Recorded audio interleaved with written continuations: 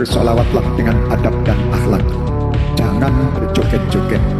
Karena solawatan adalah ibadah. Boleh gembira, boleh senang, boleh goyang, boleh begini silakan. Tapi jangan lebih dari itu. Coba dangdutan dan ini solawat. Karena setiap ucapan kita, gerakan kita dihitung ibadah.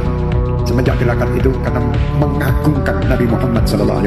Daripada Anda datang solawatan lebih nggak bisa menghormati Nabi, lebih baik jangan datang. Itu kalau saya. Setuju nggak? Kalau sistemnya Azair begitu, jangan pakai kalimat daripada. Sudah biar daripada mereka nggak solawatan, walaupun jogetan lebih baik solawatan. Kalau saya kebalik, daripada Anda datang di solawatan joget-jogetan, lebih baik nggak datang solawatan di rumah aja. Setuju ya? Jaga majelis solawat ini yang baik. Jaga hormatan majelis solawat, karena majelis solawat ini adalah ajang silaturahmi antara umat dengan Nabi. Selalu ada Nabi Muhammad. Yang bagus, yang rapi kayak gini, Masya Allah. Terus anu joget-joget kafe wong ora seneng. Hati-hati, solawatan kudu nganggo adab, nganggo aturan. Yo adik-adik ini, aku kata dalam lagu lagi. Sekarang ini solawatan juga tidak cetol lagi gitu. Aneh-aneh aja sekarang. Ya alhamdulillah. Pokoknya ahbab. Perayaan Maulid Nabi Muhammad SAW di berbagai penjuru dunia merupakan suatu kebiasaan dan tradisi yang sangat mulia. Semua itu tidak lain adalah bentuk cinta dan kerinduan dari setiap umat kepada nabinya.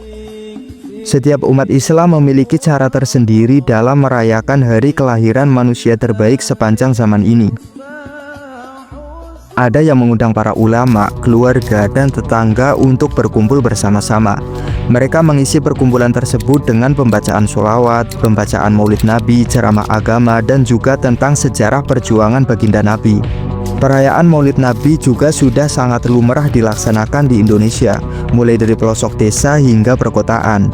Hanya saja sekarang ini tidak sedikit majelis pengajian dan majelis sholawat yang diantara pembacaan sholawat tersebut dilantunkan dengan irama lagu dangdut, pop, dan lain-lain, dan juga disertai tarian ataupun jogetan. Semangat dakwah mereka sebenarnya sangat patut diapresiasi. Hanya saja dalam waktu yang bersamaan muncul penilaian negatif dari sebagian masyarakat mengenai cara mereka dalam melantunkan sholawat. Terlebih ketika dalam melantunan tersebut bercampur antara laki-laki dan perempuan yang sama-sama berjoget. Pertanyaannya, bagaimana hukum membaca sholawat dengan nada lagu dangdut, rock, pop, dan lain-lain? Bagaimana hukum membaca sholawat yang disertai tarian atau jogetan? Lalu, bagaimana jika bacaan sholawat dengan nada lagu dangdut dan disertai tarian atau jogetan itu dilakukan dalam rangka dakwah? Jawaban dari pertanyaan pertama, yaitu bagaimana hukum membaca sholawat dengan nada lagu dangdut, rock, pop, dan lain-lain. Yakni, pada dasarnya, melantunkan sholawat dengan nada apapun itu diperbolehkan, dengan batasan tidak dengan nada yang memberi kesan merendahkan atau tidak layak bagi kehormatan dan kemuliaan Nabi Muhammad SAW. Pembacaan sholawat seyogyanya dilakukan dengan fasih, khusyuk, rendah hati, dan merenungkan isi kandungannya. Dalam hal ini, Sayyid Ahmad Zaini Dahlan, seorang mufti mazhab Syafi'i di Mekah yang meninggal di Madinah pada tahun 1304, ditanya mengenai sekelompok orang yang membaca maulid Nabi. Mereka melantunkan syair-syair dan qasidah-qasidah yang berkaitan dengan kemuliaan dan pujian terhadap Nabi. Mereka membaca dengan lagu-lagu dan memotong kalimat. Mereka meninggikan suara dengan keras, memanjangkan yang pendek dan memendekkan yang panjang, waqaf di tengah-tengah kalimat dan memotongnya. Apakah itu hukumnya haram, makruh, atau diperbolehkan? Lalu Sayyid Ahmad Zaini Dahlan menjawab bahwa bernyanyi dengan lagu-lagu, memotong kalimat, dan meninggikan suara dengan keras saat membaca maulid adalah haram. Wajib bagi siapa saja yang menghadiri pembacaan maulid, baik sebagai pembaca maupun pendengar, itu harus fasih, tidak meninggikan suara, khusyuk, rendah hati, dan beradab kepada Nabi Muhammad SAW dan kemuliaannya. Selain itu, mereka harus merenungkan dan memahami apa yang terkandung dalam bacaan maulid yang mereka dengar.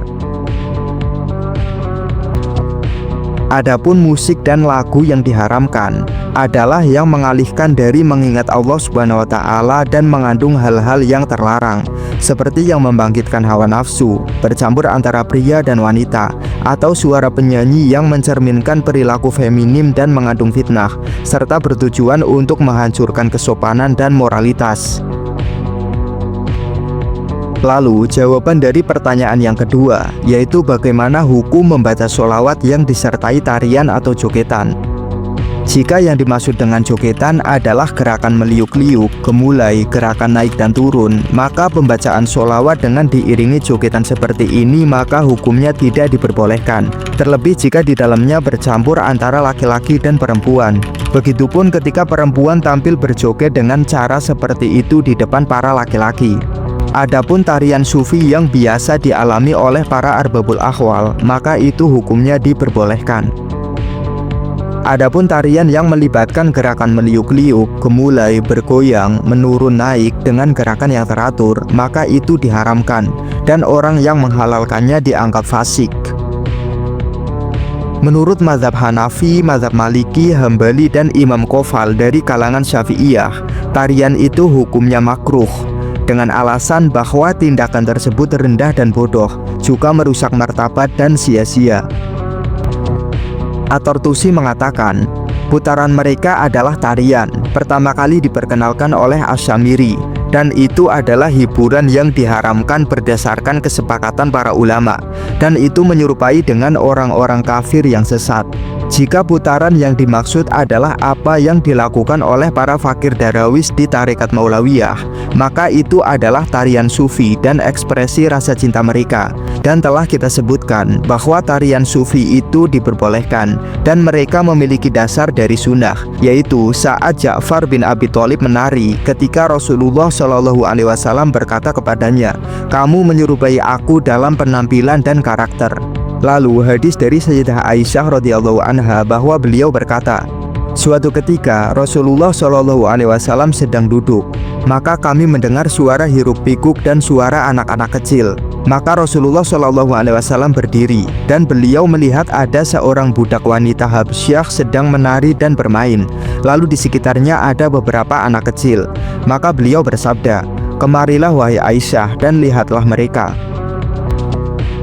Dalam kitab Ihya Ulumuddin juga diterangkan bahwasanya tidak diperbolehkan berdiri dan tidak meninggikan suara dengan menangis, sedangkan dia mampu mengendalikan dirinya dari semua itu. Namun jika dia menari atau memaksa menangis, maka itu diperbolehkan, asalkan tidak bermaksud riya. Karena memaksa menangis dapat memunculkan rasa kesedihan dan menari adalah penyebab tumbuhnya kegembiraan dan semangat. Dalam Mausu'ah Al-Fiqhiyah juga diterangkan, tampilnya perempuan dengan cara yang berbeda-beda dengan memperlihatkan perhiasan dan aksesoris terhadap orang yang tidak boleh untuk memandangnya, atau dengan berlenggak-lenggok ketika berjalan, mengenakan pakaian tipis yang membentuk tubuhnya, dan lain sebagainya yang dapat membangkitkan ketertarikan lawan jenis, maka itu tidak diperbolehkan kecuali hanya di depan suaminya. Lalu jawaban dari pertanyaan yang ketiga, yaitu bagaimana jika bacaan sholawat dengan nada dangdut dan disertai tarian atau jogetan itu dilakukan dalam rangka dakwah. Jika nada yang dipakai memberi kesan merendahkan dan jogetan yang dilakukan dengan meliuk-liuk, gemulai, gerakan naik dan turun, maka itu tidak diperbolehkan meskipun dalam rangka berdakwah. Dalam kitab Ihya Ulumuddin diterangkan, pertama, perbuatan maksiat tidak bisa berubah dari tempatnya hanya dengan niat. Maka tidak seharusnya orang bodoh memahami hal itu dari keumuman sabda Nabi yang berbunyi, sesungguhnya amal perbuatan itu tergantung pada niatnya. Kemudian mereka beranggapan bahwa maksiat dapat berubah menjadi ketaatan hanya melalui niat. Seperti ketika seseorang yang menggunjing orang dengan alasan menjaga hati orang lain, atau memberi makan orang miskin dengan uang orang lain, atau membangun sekolah, masjid, ataupun pondok dengan uang haram dengan niat yang baik. Semua ini adalah kebodohan, karena niat baik tidak mengeluarkan semua itu dari kezoliman dan kemaksiatan. Justru niat baik yang dilakukan dengan cara yang buruk, yang bertentangan dengan tuntunan syariat, maka akan menjadi keburukan tersendiri. Di sini saya akan sedikit menambahkan keterangan dari pendiri Nahdlatul Ulama atau NU, yaitu Hadratus Syekh Kiai Haji Hasyim Asy'ari. Dalam kitabnya At-Tanbihatul Wajibat Liman Yasna'ul Maulid Bil Munkarat, yaitu peringatan-peringatan yang wajib disampaikan kepada orang yang merayakan Maulid Nabi dengan kemungkaran. Beberapa cara yang berbeda dalam melaksanakan Maulid Nabi di setiap daerah di Indonesia itu menunjukkan bahwa setiap orang dan setiap daerah memiliki caranya masing-masing dalam mengekspresikan cintanya kepada Nabi Muhammad SAW. Semua itu tidak lain adalah bentuk kebahagiaan dan syukur seorang umat atas kelahiran manusia paling sempurna, sang pemberi syafaat, junjungan seluruh alam, yaitu baginda Rasulullah SAW. Kendati demikian, ada hal penting yang perlu diketahui dalam perayaan Maulid Nabi, yaitu larangan agar dalam perayaan Maulid tidak berisikan perbuatan-perbuatan maksiat yang justru menodai sakralitas dan kemuliaan hari kelahiran Nabi. Larangan ini sebagaimana yang ditegaskan oleh Hadratus Syekh Kiai Haji Hasyim Asy'ari. Dalam kitab tersebut dijelaskan bahwa maulid yang pada dasarnya merupakan perbuatan yang sangat dianjurkan dalam Islam karena terdapat unsur memuliakan Nabi Muhammad dan bahagia atas kelahirannya. Tentu jika tujuannya benar maka akan berpahala. Namun jika tujuannya tidak benar maka tidak mendapatkan pahala.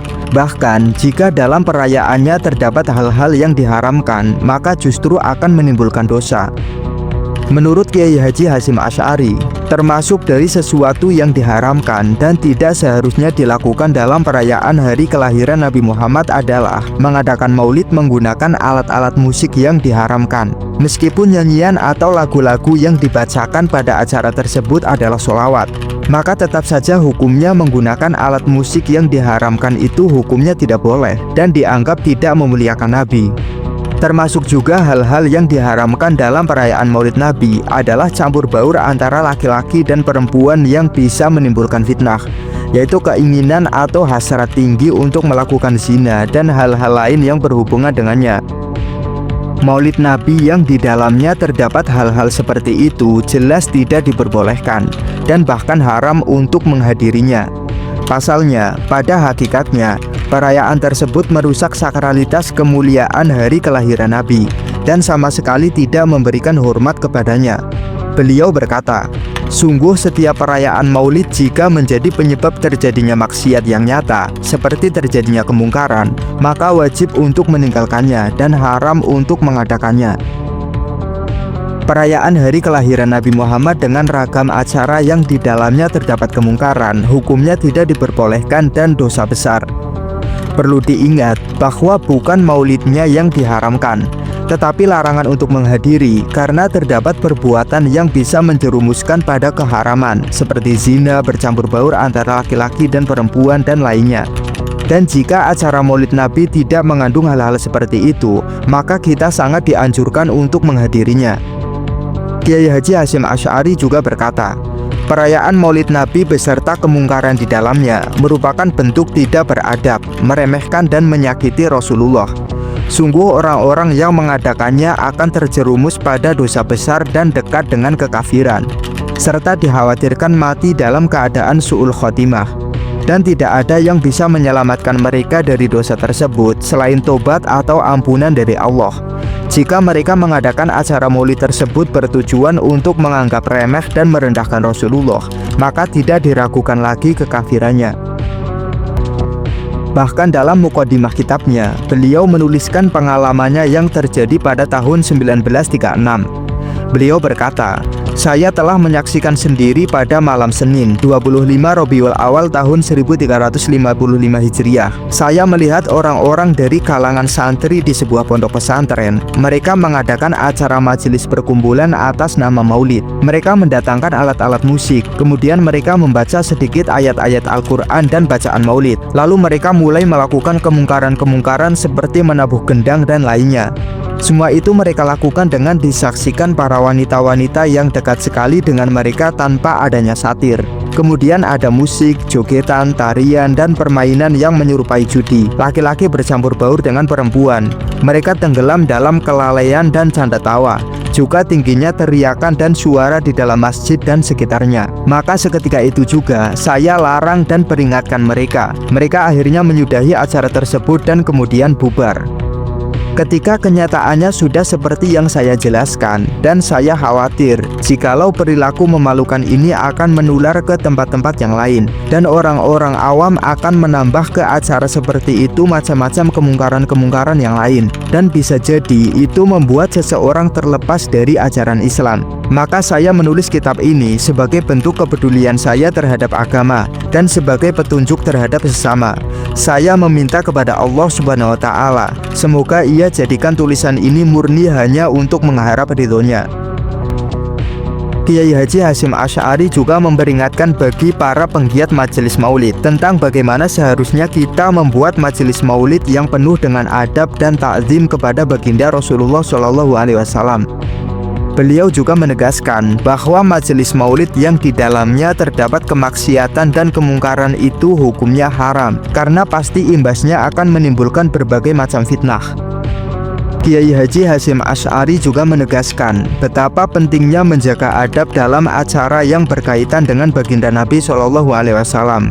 Merupakan sebuah keharusan bagi seorang mukmin ketika mendengar nama baginda Nabi disebut untuk bersikap tenang, hikmat, hormat, dan khusyuk seakan-akan baginda Nabi SAW hadir di hadapannya.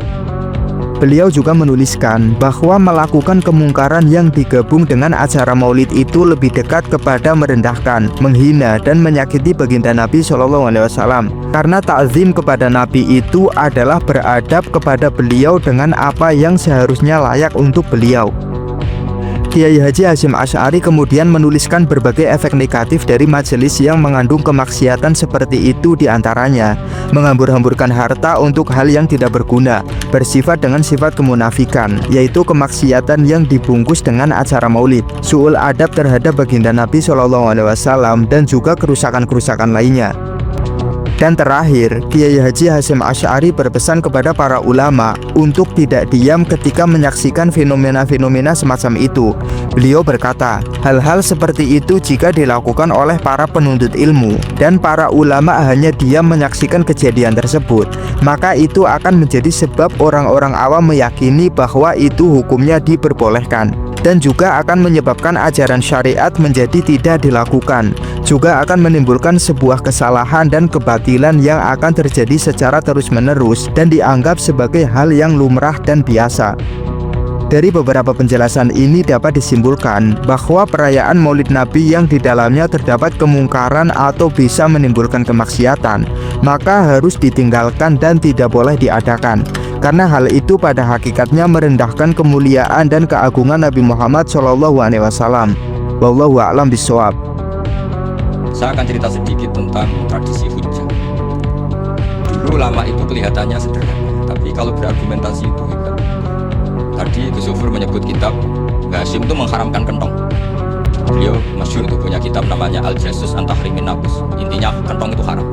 Secara dalil ini meyakinkan sekali, karena ketika Rasulullah rembukan sama sahabat, kita dengan apa memaklumatkan orang kalau waktu sholat masuk? Ada sahabat yang usul pakai kentong, Dakalin Nasoro itu Nasrani. Ya pakai buk itu semacam trompet besar, Dakalin Yahud. Kemudian ada yang usul kalau gitu api ya Rasulullah, Dakalin Majus. Sehingga dari hadis itu Mbah Hasyim berpikir kentong itu haram. Tapi Mbah Fakih Mas Kemambang itu mengkritik Mbah Hasyim dengan ngarang kitab Hasyim an Tahrimin Naqus. Jadi beliau komentari kitab itu sambil geleng-geleng kepala. Kitab kok keliru ning antimu. Jadi cara pikirannya siapa Fakih.